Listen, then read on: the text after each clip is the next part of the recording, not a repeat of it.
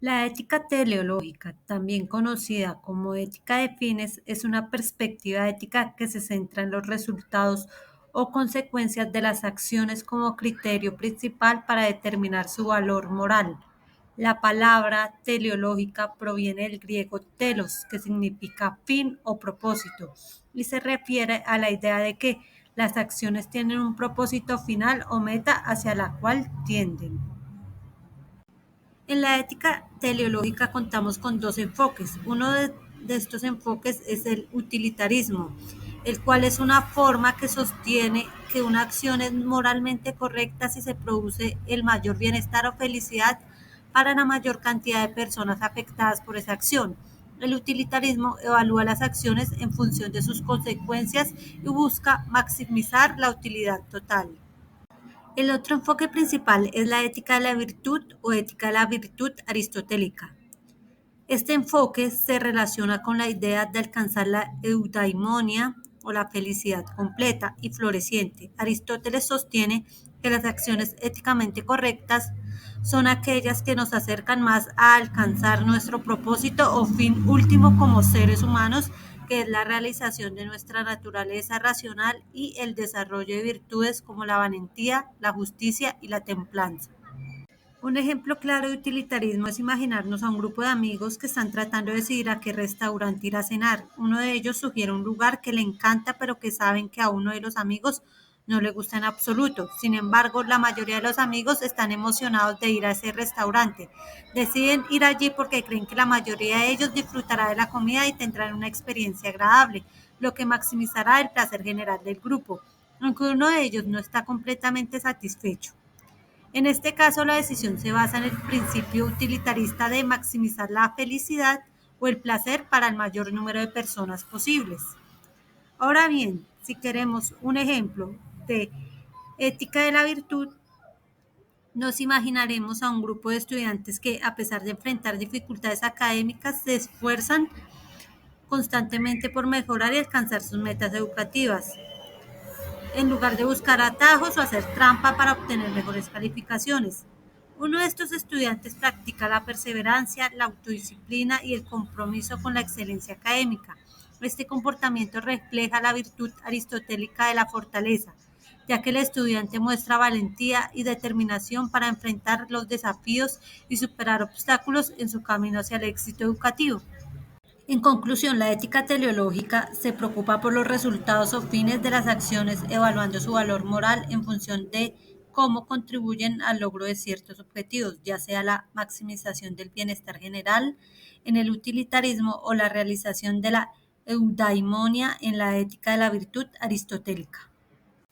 El hedonismo es una teoría filosófica que sitúa el placer como objetivo supremo de la vida humana, originariamente desarrollado en la antigua Grecia.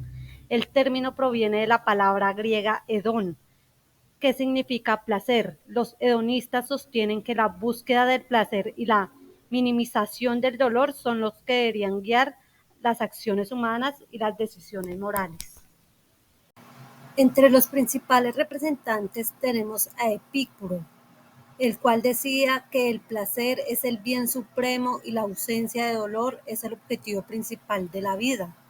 Sin embargo, Epicuro argumentaba que el placer duradero y tranquilo como la satisfacción mental y emocional era preferible al placer momentáneo y excesivo.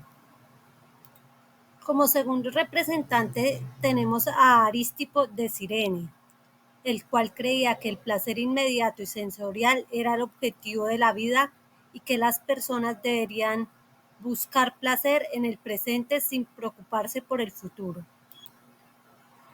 Y por último tenemos a Jeremy Bentham, el cual argumentaba que las acciones son moralmente correctas en la medida en que tienden a promover la felicidad o el placer, y moralmente incorrectas en la medida en que tienden a promover el dolor o el sufrimiento.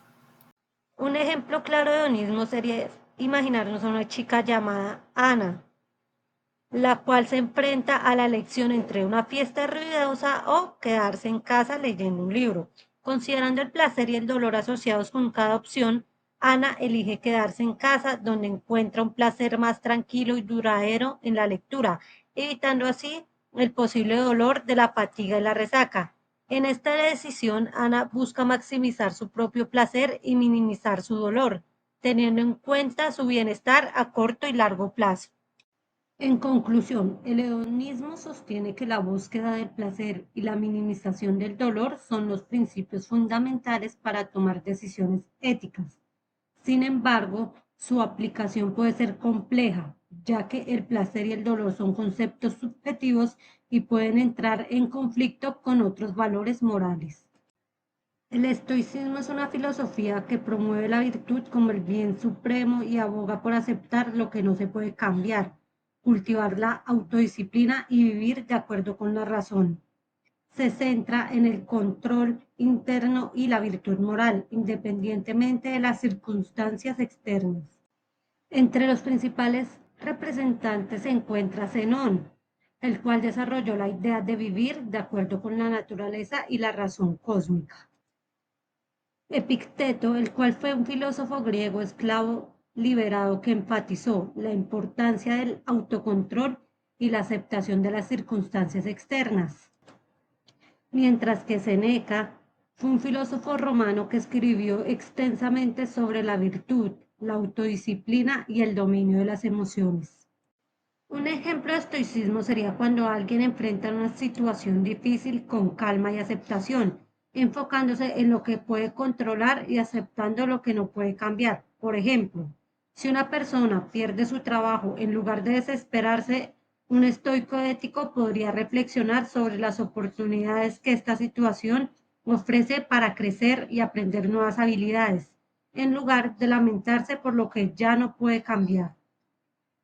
En conclusión, el estoicismo promueve la virtud, la aceptación de lo que no puede cambiar y el enfoque en lo que se puede controlar. Fomenta la serenidad ante las adversidades y la búsqueda del bienestar interior a través del desarrollo de la virtud y el autocontrol. Ética deontológica. ¿Qué es? Es una rama de la ética que estudia los deberes y el comportamiento ético en el ejercicio profesional. Como disciplina filosófica, la deontología estudia las obligaciones morales, así como la teoría de la ética normativa que determina qué acciones se deben realizar y cuáles no. La deontología, como disciplina de estudio filosófico, es una rama de la filosofía moral, mientras que la deontología profesional es una forma de la ética aplicada. Sin embargo, ambas tienen un enfoque común basado en la comprensión de las obligaciones y los deberes. Tipos de deontología. Existen dos formas distintas de deontología, la deontología aplicada y la deontología prospectiva. La deontología aplicada se centra en la aplicación práctica de la ética en la vida cotidiana. Determina qué es lo correcto y lo incorrecto en una situación y es la base para crear los códigos deontológicos profesionales. La deontología prospectiva estudia el comportamiento moral y se centra en las normas o reglas necesarias para vivir pacíficamente. A veces se le llama deontología teórica, ya que no juzga problemas concretos.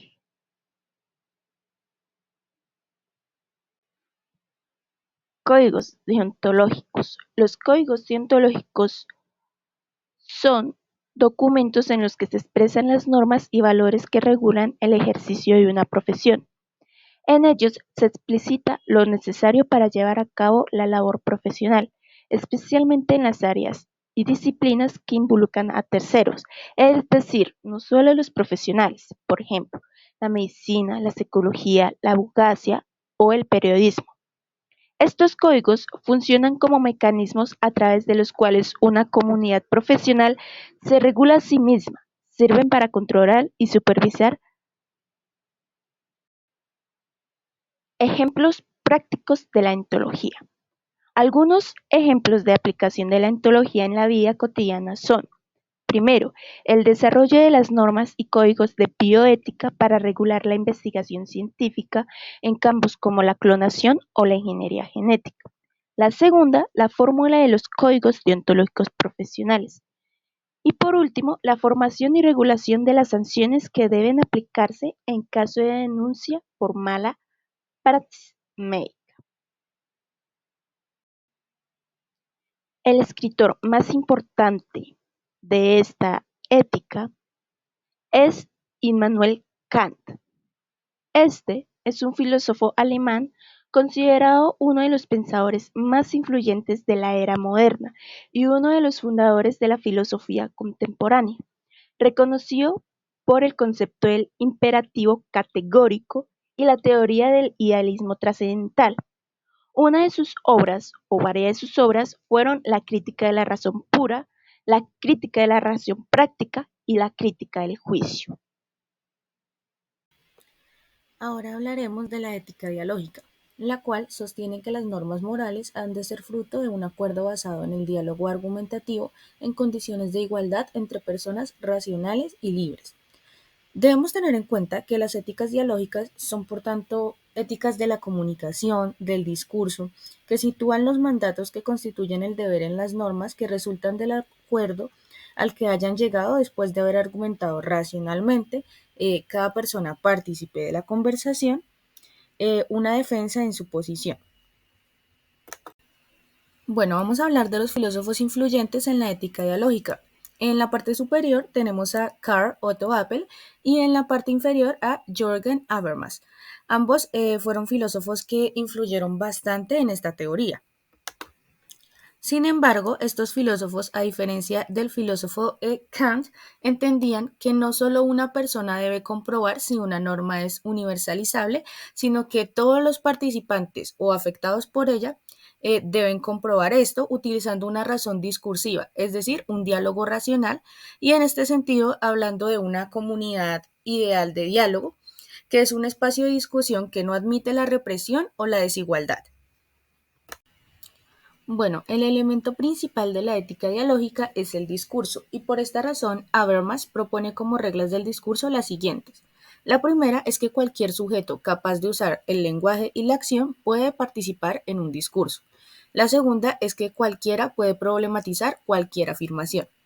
La tercera es que cualquiera puede introducir en el discurso cualquier afirmación siempre y cuando tenga un argumento para esta. La cuarta es que cualquier persona puede expresar sus posiciones, deseos y necesidades. La quinta regla es que no puede impedirse a ningún hablante hacer valer sus derechos establecidos en las reglas anteriores mediante coacción interna o externa del discurso. Ejemplos de ética dialógica. Bueno, como venimos hablando anteriormente, la ética dialógica se basa en el discurso y en el deliberar, pero debemos tener en cuenta que deliberar no es solamente sentarte a dar una cátedra o a tener una conversación o a debatir, sino que debemos hacerlo siguiendo ciertas normas que se pactan antes de que inicie este debate o conversación. También debemos tener en cuenta que la deliberación se va a perder por completo si no tenemos respeto, si nos burlamos de los demás o si usamos el sarcasmo como método de ofensa para otras personas partícipes del debate. Es por esto que un ejemplo de la ética dialógica puede ser un debate, pero no un debate cualquiera, sino un debate en el cual todos los integrantes de este se respeten, tengan la oportunidad de hablar y antes de iniciar establezcan las reglas, como las que nos plantea el filósofo Habermas, establezcan unas reglas que permitan que el debate continúe de la mejor forma posible y con respeto para que exista una ética dialógica. En conclusión, la ética dialógica se refiere a ese diálogo que podemos tener con las demás personas, sosteniendo que ese diálogo se debe basar en las normas morales que han de ser fruto de un acuerdo basado en el diálogo argumentativo y en condiciones de igualdad entre personas racionales y libres.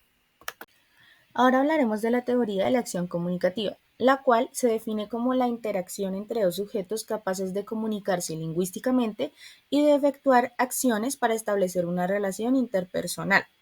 Esta teoría debe cumplir con ciertos elementos. El primero de ellos es la inteligibilidad, que se refiere a la comprensibilidad de lo que se está comunicando, ya que si lo que estamos comunicando resulta muy difícil de comprender para los demás, pues no se estaría estableciendo una acción comunicativa. La segunda es la verdad. Esto se refiere a que debemos comprobar que toda la información que estamos comunicando es verídica y que pues lo hayamos comprobado en una fuente confiable. La tercera es la rectitud, que se refiere a las reglas que debemos tener en cuenta para la acción comunicativa.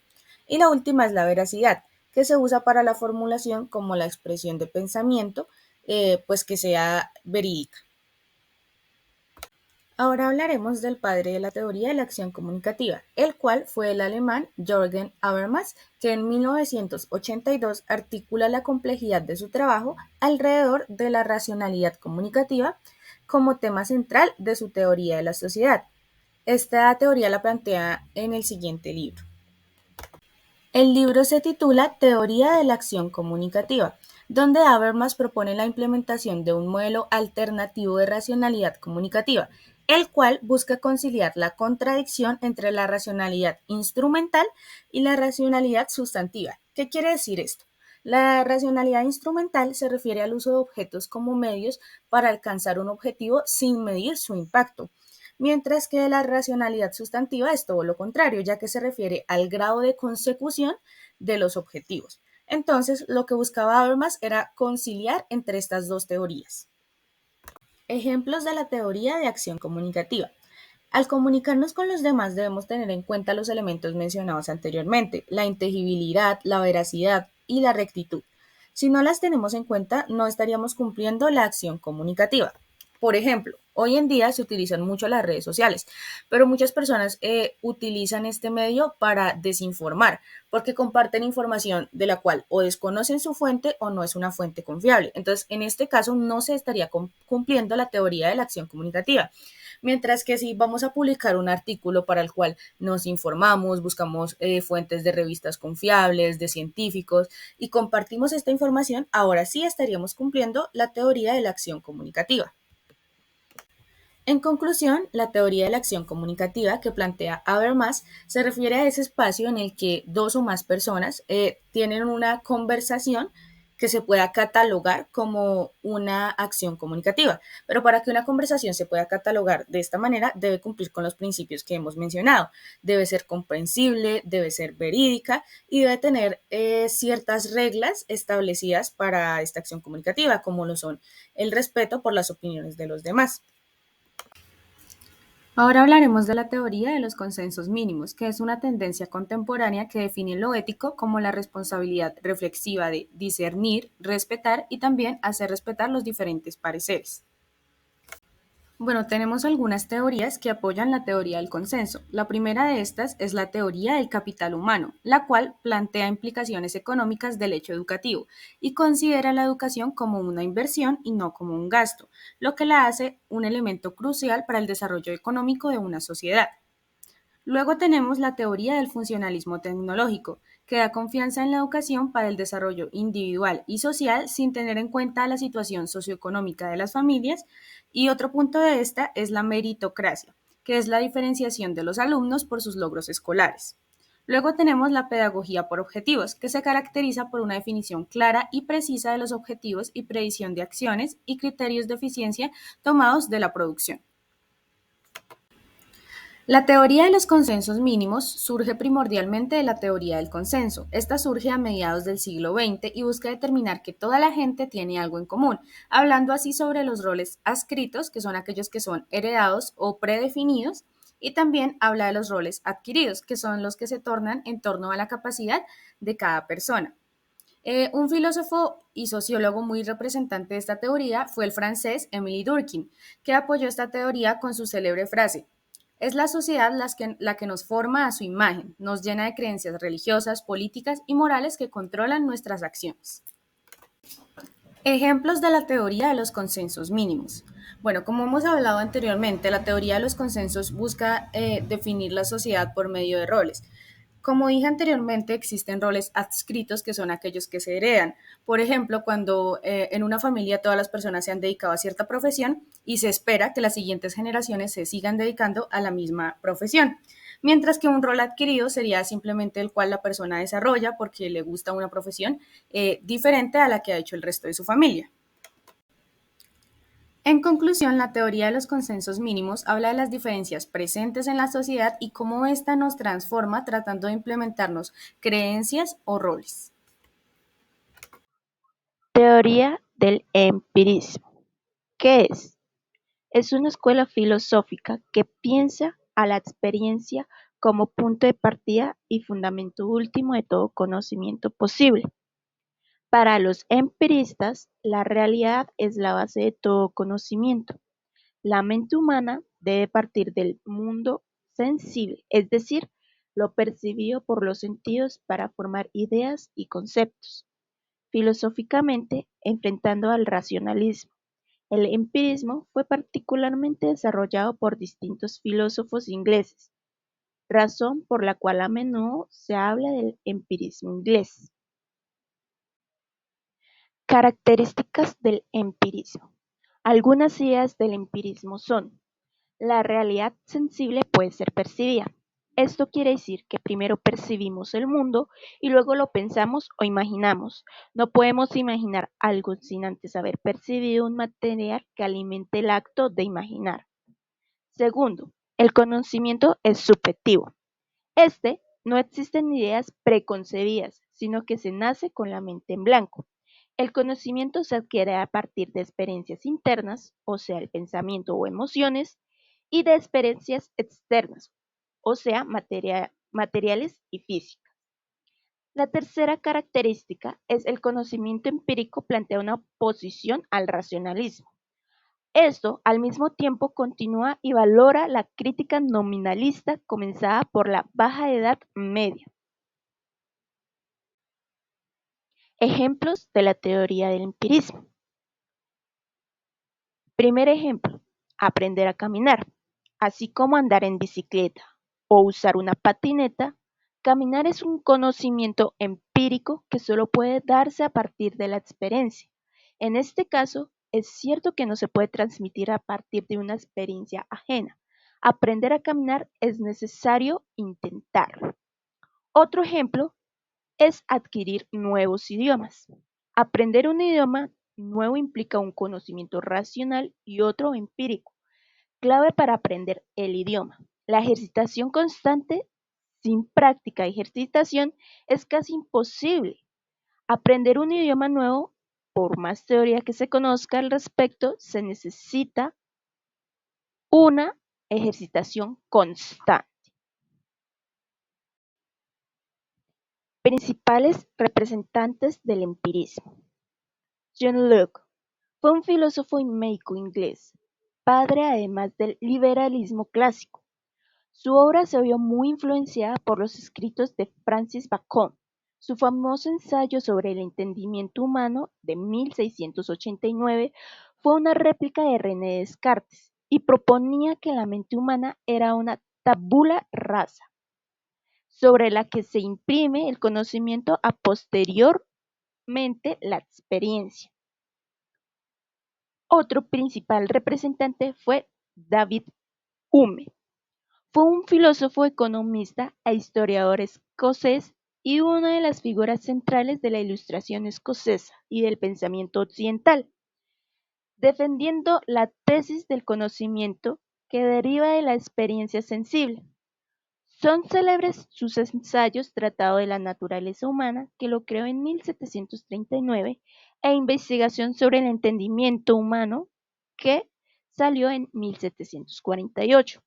En lo que reduce todo conocimiento a impresiones o ideas de las cuales surgen dos tipos posibles de conocimientos: verdades de hecho y relación de ideas.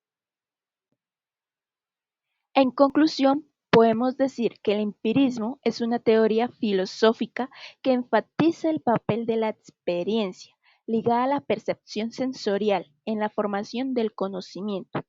Para el empirismo más extremo, la experiencia es la base de todo conocimiento, no solo en cuanto a su origen, sino también en cuanto a su contenido. Teoría del positivismo. ¿Qué es? Es una corriente filosófica que sostiene que el conocimiento científico es el único conocimiento auténtico. Representa una actitud crítica hacia la filosofía tradicional, en especial la metafísica y la ontología. Para el positivismo hay dos tipos de conocimiento genuino. El primero es el conocimiento positivo y el segundo es el conocimiento verdadero por definición. El conocimiento positivo es el conocimiento dado a posterior y se deriva exclusivamente de la experiencia natural. El conocimiento verdadero por definición es el conocimiento analítico y tautológico y se desprende de premisas anteriores ya consideradas verdaderas. Es independiente a la experiencia. Características del positivismo. El positivismo puede caracterizarse de manera general y más allá de sus variantes por una serie de rasgos. Defendió el método científico como el único método posible para obtener conocimiento válido, independiente del tipo de ciencia del que se tratara. Criticó y se alejó de cualquier forma de metafísica, subjetivismo o consideraciones que no fueran objetivas en términos empíricos. Su propósito central fue explicar casualmente los fenómenos del universo a través de la formulación de leyes generales y universales. Sostuvo que los métodos inductivos eran los únicos útiles para obtener conocimiento. Valoró las pruebas documentales en contra de cualquier forma de interpretación general. Ejemplos del positivismo. En la medicina y en la enfermería, el positivismo se presenta en el cuidado del paciente, ya que no se puede hacer un diagnóstico solo por los síntomas o por la apariencia física. Se debe tener un contacto directo con el enfermo para tratar exitosamente su condición. Otro ejemplo es en la vida diaria, cuando se va a cocinar. El conocimiento es adquirido a través de la experimentación con los alimentos. Si bien se puede memorizar recetas específicas, pero el éxito de su realización va de acuerdo con las habilidades desarrolladas en el proceso de preparación. En el derecho, la puesta en práctica ante un jurado es lo que determinará la profesionalidad de un abogado, ligado al conocimiento teórico que se tenga en la demostración de sus análisis. Hará libre o sentenciará a su cliente. Principales representantes del positivismo. Henry de Saint-Simon, filósofo, economista y teórico socialista de origen francés. Su obra, conocida como el sancionismo, la influyó en los ámbitos de la política, la sociología, la economía y la filosofía de la ciencia. Otro principal representante fue Auguste Comte, filósofo francés y padre fundador de la sociología y del pensamiento positivista. Fue inicialmente secretario del conde Henry de Saint-Simon, con quien luego se enemistó por diferencias conceptuales y personales. Su obra se considera heredera de Francis de Bacon. Conclusión. La perspectiva filosófica de cualquiera de ellas implica defender bajo sus propios argumentos los conceptos que desarrollan para adquirir nuevos conocimientos. El positivismo afirma que el conocimiento proviene de lo observable, es objetivo. Desde esta perspectiva, los fenómenos son factibles de medición y conteo, por tanto pueden ser investigados y contribuir a la ciencia. Existencialismo. El existencialismo es una corriente filosófica y posteriormente una vanguardia literaria orientada alrededor de la propia existencia humana a través del análisis de la condición humana, la libertad, la responsabilidad individual, las emociones, así como el significado de la vida. Algunas características de esa corriente filosófica es, número 1, el individualismo, que sostiene que el ser humano es un todo completo. Número 2, la emoción básica es la angustia, que provoca la interminable obligación de elegir. Y número 3, es el cuestionamiento de la existencia de Dios. Principales precursores y filósofos de la rama del existencialismo. Número 1, Soren. La desesperación del hombre como su angustia era el camino para la fe y para la salvación, y que por tanto salvaba el optimismo esencial del cristiano. Friedrich presenta un mundo atroz, el cristianismo como la mayor peste y se autoproclama el anticristo, propugna por la vida al margen de la moralidad religiosa. Y Jean Paul, propulsor de la idea de libertad absoluta, para lo cual es necesario que el hombre prescinda de Dios. Las decisiones, según Sartre, deben tomarse sin previa racionalización. Como ejemplo del existencialismo tenemos que ésta siempre aboga por poner en nuestra mano la responsabilidad de nuestro sentir y nuestro actuar. Como conclusión, el existencialismo nos trata de dar sentido sobre nuestro origen, haciéndonos responsables individualmente sobre nuestro sentir y nuestro actuar, velando para que tomemos decisiones, logrando ser seres independientes, centro del todo. Comunitarismo. El comunitarismo como filosofía aparece a finales del siglo XX en oposición a determinados aspectos del individualismo y en defensa de fenómenos como la sociedad civil. Aunque el término comunitarismo tiene su origen en el siglo XX, se puede encontrar elementos de esta filosofía en pensadores muy anteriores. El comunitarismo pretende recuperar de un modo original una tradición anterior. Subraya que no somos individuos independientes que acuerdan convivir estableciendo pactos políticos y económicos basados en el interés. Antes de todo eso, estamos unidos por lazos de solidaridad, hechos de sangre, historia, cultura, valores. La modernidad, al marginar este aspecto, ha favorecido el atomismo social. Esto es lo que hay que corregir. Se trata de que volvamos a ser una comunidad. Expondremos dos principales precursores. En primer lugar, tendremos a Charles Taylor, que dice que nuestra identidad nace como intersección entre la comunidad de la que formamos parte y el lugar que ocupamos en ella. Si existe un elemento que lo define, es el de comunidad lingüística. Taylor no rechaza el liberalismo en sí, pero cree que se han hecho defensas equivocadas de algunos de sus valores. El concepto de hiperbienes y la crítica a las ideas rawlsianas sobre la justicia y el bien son dos de los ejes fundamentales de su obra. En segundo lugar tenemos a Alasdair, que es un autor comunitarista que estudia la sociedad contemporánea en clave histórica. El eje central de la obra de MacIntyre es el análisis de la cultura moral y política occidental. Alasdair concluye que dicha cultura ha entrado en una fase de decadencia que él denomina emotivista.